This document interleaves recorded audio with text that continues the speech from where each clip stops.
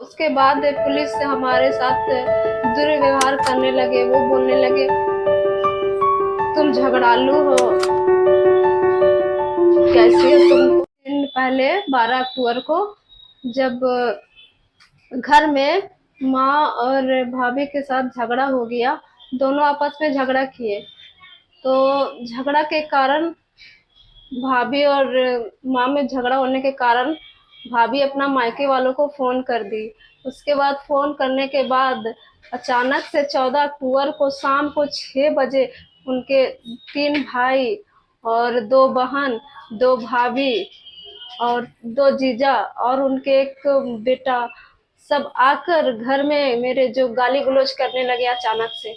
तो हम अचानक से अपने टीचर को बुलाए समझाने उमझाने के लिए, लेकिन तब समझे नहीं वो लोग। उसके बाद भी उनके साथ भी मारपीट और गाली गलौज उनको भी करके वहां से भगा दिए।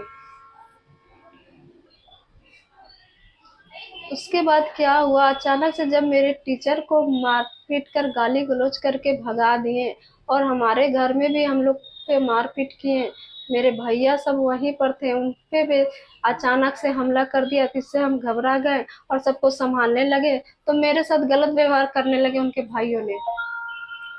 उसके बाद क्या किया, वो लोग मार पीट कर वहाँ का जो स्थानीय पुलिस था वहाँ पर जाकर हम लोग पे ही कंप्लेन कर दिया, जहाँ की फिर हम लोग को थाना वाला बुलाए। उसके बाद जाने के बाद क्या हुआ, हम लोग पे ही इल्जाम लगा रहे, वो लोग मुझ पे ही सुनाने लगे उल्टे सीधे बात, गंदी गंदी बात, गंदी गंदी गालियाँ मुझ पे ही सुनाने लगे।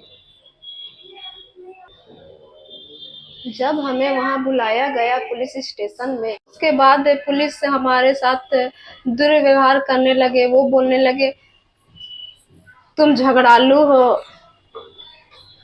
कैसे तुमको समझ में नहीं आता, अपनी भाभी के साथ मारपीट की, झगड़ालू हो, राक्षसनी हो, कलंकनी हो, अभागनी हो, और भी बहुत सारे ऐसे शब्द जो मुझ पे बोला गया, तो मुझसे बर्दाश्त नहीं हुआ। और ऊपर से मेरे भैया बोले कि ऐसे मेरे बहन पे नहीं बोल सकते, तो उनके साथ भी मारपीट करने लगे, दोनों भाइयों के साथ भी मारपीट करने लगे। तो वहां से हमको इंसाफ तो नहीं मिला। उसके बाद हम लोग को भगा दिया गया वहां से। उसके बाद क्या हुआ, हम घर पे आए तो हमको बहुत टेंशन होने लगा कि अब हम क्या करें। उसके बाद फिर हम आए यहाँ बहुजन फोर्स में, निशांत सर के पास। हम कहाँ थे, तो फिर हम यहाँ बहुजन फोर्स में आए निशांत सर के पास। यहाँ हम आकर लिखित कंप्लेन किए। तब निशांत सर किसी अधिकारी से बात किए और उनके बात करने के बाद बोले, तो वो बोले कि आप जाओ, कल आपके साथ इंसाफ होगा। वो लोग पुलिस जो आपके साथ उल्टा सीधा व्यवहार किए, गाली गलौज किए, वो आपसे माफ़ी मांगेगा, तो आप कल चल जाना 11 बजे। तो मैं कल 11 बजे गई। 11 बजे जाना, तो फिर हम 11 बजे गए, तो फिर मुझे बोला गया कि अभी तो थाना प्रभारी नहीं है, आप शाम को आइएगा। किसी संतोष नामक व्यक्ति ने वहाँ कॉल किया था अपने थाना प्रभारी को, तो उसने बोला कि आप शाम को आइएगा, हम सबको बुलाते हैं। तो फिर हम शाम को 6 बजे गए थे। 6 बजे हम और मेरी मम्मी और पापा और भैया भी साथ में गए थे। उसके बाद फिर वहाँ समझौता हुआ, बोला कि अब जो हुआ है उसके बाद ऐसा अब कभी नहीं होगा, किसी के साथ भी अब ऐसा नहीं होगा, जो हम आपको उल्टा सीधा बोले हैं ऐसा तो होगा नहीं।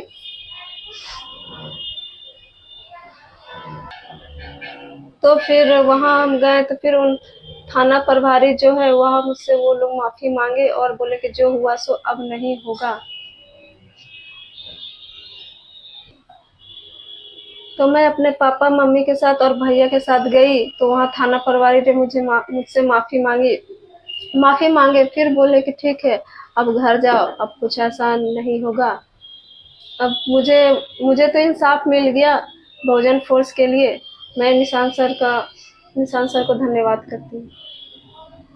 जैसा कि मैंने इससे पहले का वीडियो में बताया था कि मेरे भाभी और उनके मायके वालों ने मुझ पर मारपीट का झूठा आरोप लगाया था और मेरे सपोर्ट में थाना वाला भी नहीं था किया।